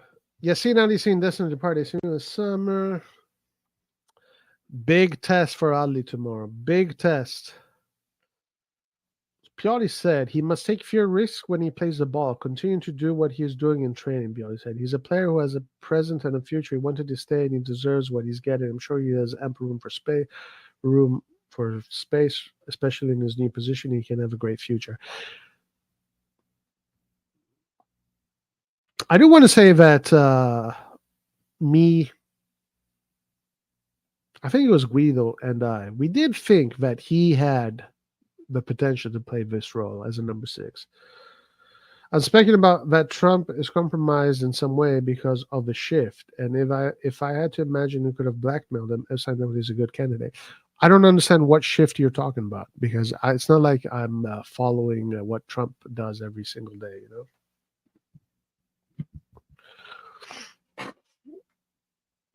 What shift are you talking about?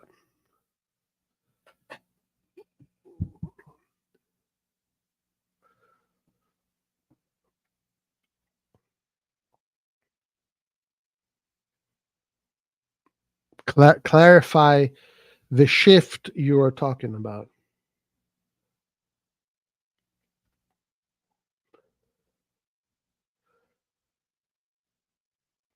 Anyway, big test for Ali tomorrow. It's Ali versus Locatelli.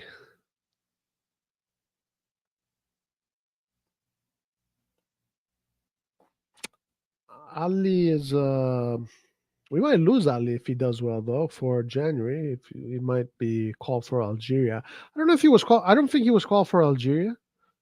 But if he continues to play as a starter, he probably will get called up for Algeria eventually.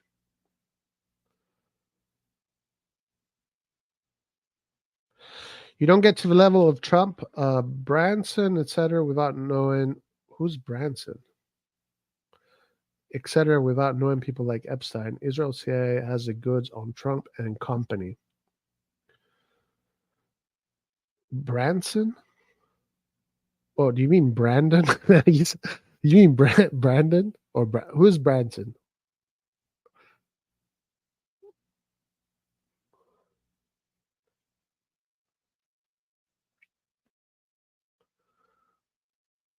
Is that what you're talking about? Is that what you mean? Branson is in Brandon? Is that a typo? I don't know who Branson is, but if you say Brandon, I think I know who you're talking about.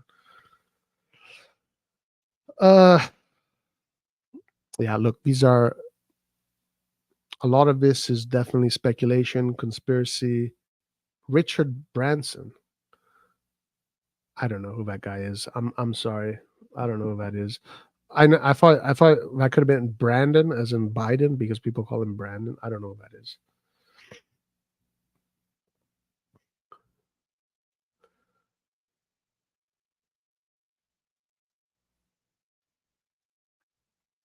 Richard Branson. Who the fuck is Richard Branson?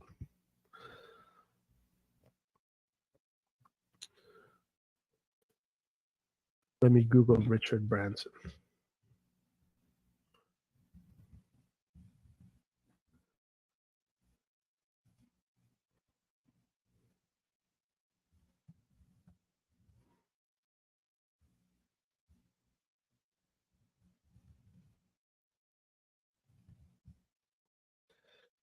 Oh, this guy, the Virgin guy, the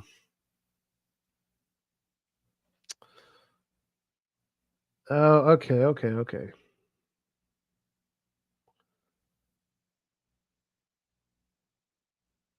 Okay, Virgin Galactic. Yeah, yeah, yeah.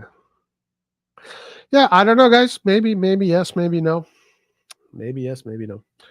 Of course, why do you think they choose a candidate like? Of course, why do you think they choose a candidate like Biden? Otherwise, listen, I can definitely say that for sure there's more at work than what is being seen. There's a network of moving parts under the veil that control a lot of the power dynamics, and they're under the veil for a specific reason. I think that has been historically the case since, as far as going back to the ancient Sumerians, pretty much. So it's part of human nature to be like this, especially when it comes to power dynamics and how power is controlled and manipulated. So probably yes, probably yes, probably all of this is true. I mean, when we study the Romans, from even before the Romans, the Middle Ages to the 1800s, it's always the same thing happening over and over. The power dynamics, there's always people underneath controlling. There's money controlling this. There's agendas. There's bankers that are paying for both sides, etc., etc. Yeah, yeah, yeah. The world is run by fucking crazy people. It's always been like this since the beginning of time, because human beings are crazy. We are greedy. We are power hungry. We are able to do the nastiest things. Um, it's basically the imperfection of humankind. All right. Anyway, we could get into all of this and it'd be a very nice stream. Unfortunately, I'm not an expert. I would love to. Now it's much worse because of the technology. Yeah, absolutely. And it's going to get worse and worse. It's always going to get worse and worse. The more access that people have to manipulate power dynamics and power structures, the worse it's going to be. That's the way things are, right? None of this should be a surprise. None of this should be a secret. Whatever. It's actually, all of this usually comes out every 2 or 3 years. Whatever the scandal is going on today, in a few years, it's going to be out. It's going to be in the National Archives, because all of this shit is usually documented anyway. But then once it comes out, and once the documents with the evidence of things that happen, etc., become released, obviously the media isn't going to talk about it. It's going to be there. If you go into the National Library of Archive, you're probably going to find a million crazy scandals that, countries and people have been involved in and crazy shit. But of course, we don't talk about that. You know what's important? Corona is important. Kim Kardashian is important. Worse and potentially irreversible because the technology can effectively sustain their government ideology all over the world. Uh, Worse for sure. I think it's already, honestly, man. If you ask me, this is just my opinion. I think it's done. It's too late. There is no reverse. Like and also human beings aren't capable of, in my opinion, human beings are not capable of managing power dynamics without, let's say, scandal, without immorality. I think it just, I don't think we're capable of doing that. I don't think we're capable of doing that. I think there's so many parts that play together that it always gets intoxicated by some kind of corruption, some kind of scandal, and some kind of devious way and whatever, whatnot. I mean, I don't think there's any society ever that has ever been completely been run by a clean power, a clean overarching, let's say, a power structure. Every society in the history of the humankind, that whatever hierarchical power structure is in place, is probably doing has probably does and is doing shady shit. It just takes one who treaty, and you can say bye bye to the illusion of democracy we have now.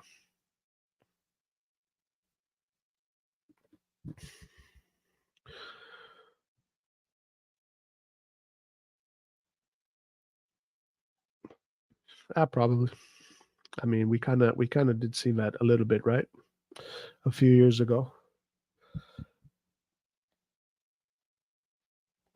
Guys, I'm not an expert in this shit. I do have my ideas, but it's not like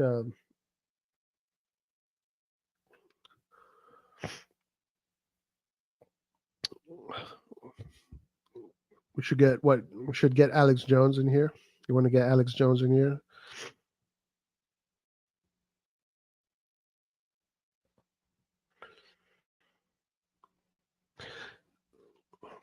Yeah. Anyway, all of this, these conversations started because of Corona, right? It's the blackmail. It's a business. It's literally a business. It's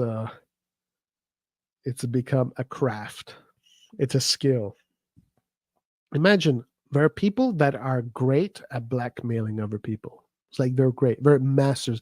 The same way Guardiola is a master football coach, and his skill is you know putting together crazy good teams that play crazy good football. There's similar people that have blackmailing skills of that level.